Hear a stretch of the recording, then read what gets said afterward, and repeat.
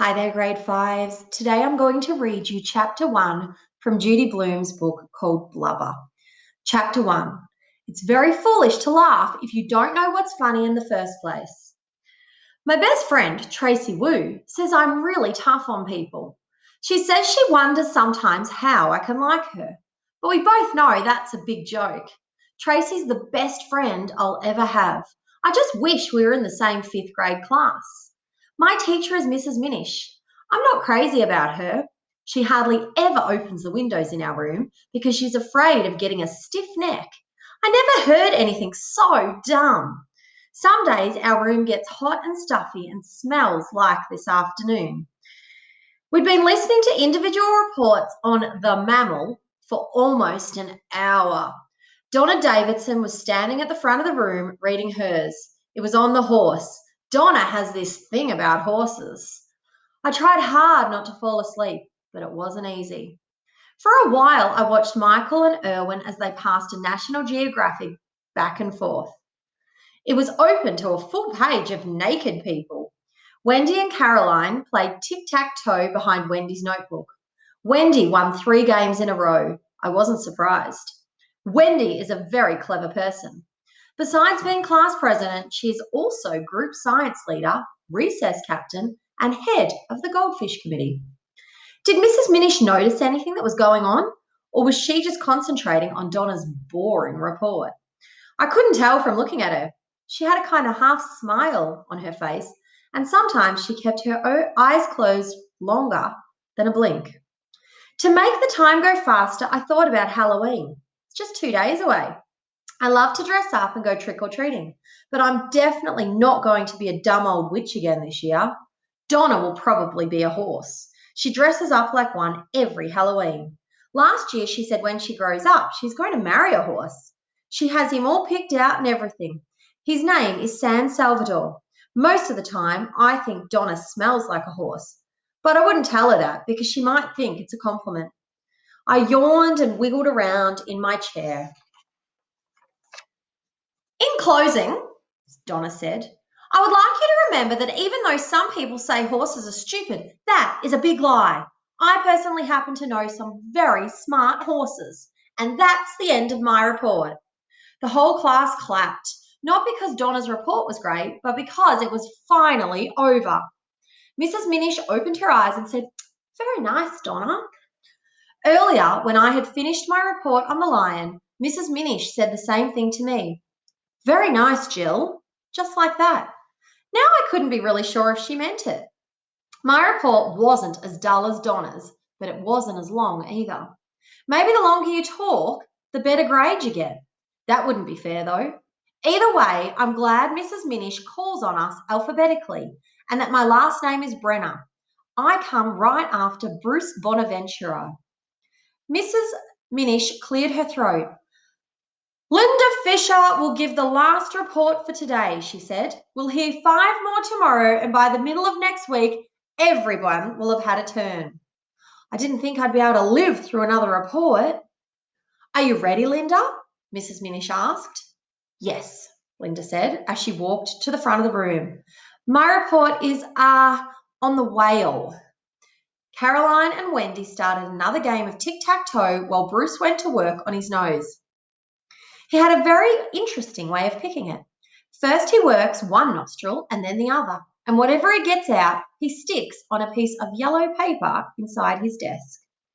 The hand on the wall clock jumped. Only 10 minutes till the bell. I took a piece of paper out of my desk to keep a record of how many times Linda said, and, she gave her report. So far, I counted 7. Linda's head is shaped like a potato and sits right on her shoulders as if she hasn't got any neck. She's also the pudgiest girl in our class, but not in our grade. Ruth Ellen Stark and Elizabeth Ryan are about 10 times fatter than Linda, but even they can't compare to Bruce. If we had a school fat contest, he would definitely win. He's a regular butterball. Blubber is a thick layer of fat that lies under the skin and over the muscles of whales, Linda said. And it protects them and keeps them warm even in cold water. Blubber is very important. Removing the blubber from a whale is a job done by men called flencers. They peel off the blubber with long knives and cut it into strips. Linda held up a picture. "This is what blubber looks like," she said. Wendy passed a note to Caroline. Caroline read it, then turned around in her seat and passed it to me. I unfolded it. It said, "Blubber is a good name for her." I smiled, not because I thought the note was funny.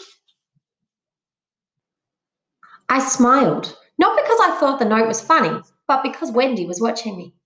When she turned away, I crumpled it up and left it in the corner of my desk. The next thing I knew, Robbie Winters, who sits next to me, reached out and grabbed it. Linda kept talking, and whale oil is obtained by heating the blubber of the whale. European margarine companies are the chief users of whale oil, and it also goes into glycerine and some laundry soaps and has other minor uses. Sometimes Eskimos and Japanese eat blubber. When Linda said that, Wendy laughed out loud, and once she started, she couldn't stop. Probably the reason she got the hiccups was she laughed too hard. They were very loud hiccups, the kind you can't do anything about. Pretty soon, Robbie Winters was laughing too. He doesn't laugh like an ordinary person. That is, no noise comes out, but his whole body shakes and tears run out of his eyes. And just watching him is enough to make anybody start in. So the next minute, we were all roaring. All except Linda and Mrs. Minish. She clapped her hands and said, "Exactly what is going on here?" Wendy let out a loud hiccup. Mrs. Minish said, "Wendy, you are excused. Go and get a drink of water." Wendy stood up and ran out of the room. By then, Wendy's note about blubber had travelled halfway around the class, and I couldn't stop laughing. Even when Mrs. Minish looked right at me and said, "Jill Brenner, please explain the joke," I didn't say anything. "Well, Jill, I'm waiting." "I don't know the joke," I finally said, finding it hard to talk at all. "You don't know why you're laughing?" Mrs. Minish asked. I shook my head.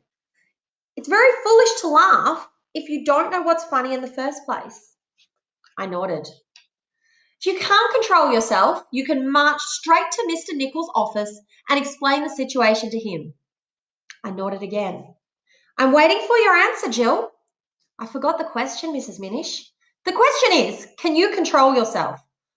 "Oh, yes, Mrs. Minish, I can." "I hope so. Linda, you may continue," Mrs. Minish said.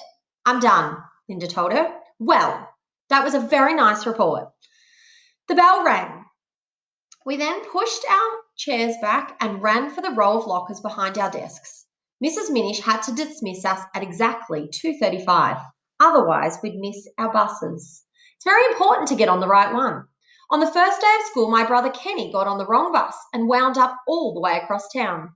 Since my mother and father were both at work, the principal of Longmeadow School had to drive Kenny home.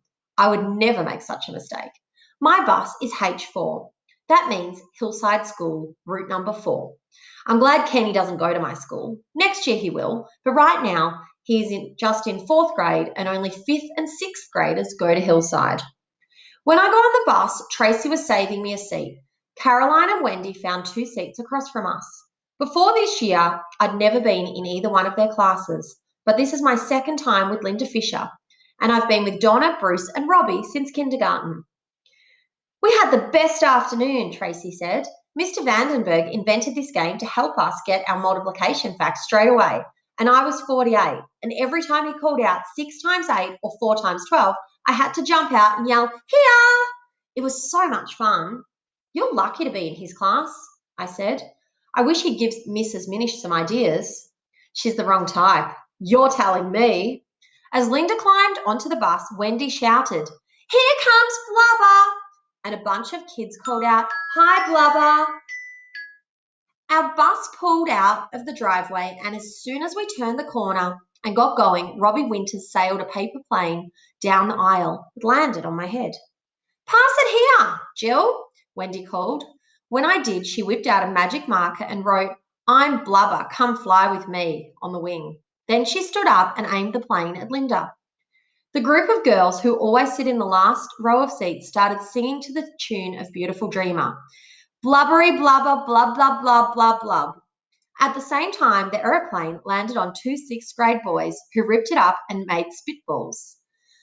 They shot them at Linda. Then Irwin grabbed her jacket off her lap. She won't need a coat this winter, he said. She's got Blubber to keep her warm. He tossed the jacket up the front and we kept playing Keep Away, which is like keepings off, with it. Some people even eat blubber, Caroline shrieked, catching Linda's jacket. She said so herself. Oh, disgusting, Ruth Allen Stark moaned, clutching her stomach. Sick. The girls in the back started their song again. Blubbery blubber blub blub blub. The bus driver yelled, "Be quiet or I'll put you all off." Nobody paid any attention. Linda picked the spitballs out of her hair, but she still didn't say anything. She just sat there looking out the window. When we reached the first stop, Wendy threw Linda's jacket to me. She and Caroline ran down the aisle, and as soon as Linda stood up, Wendy called back to her, "Bye, Blubber." Linda stopped at my row. I could tell she was close to crying because last year, when Robbie stepped on her finger by mistake, she got the same look on her face right before the tears started rolling. "Oh, here," I said, and I tossed her the jacket. She got off, and I saw her race down the street away from Wendy and Caroline. They were still laughing.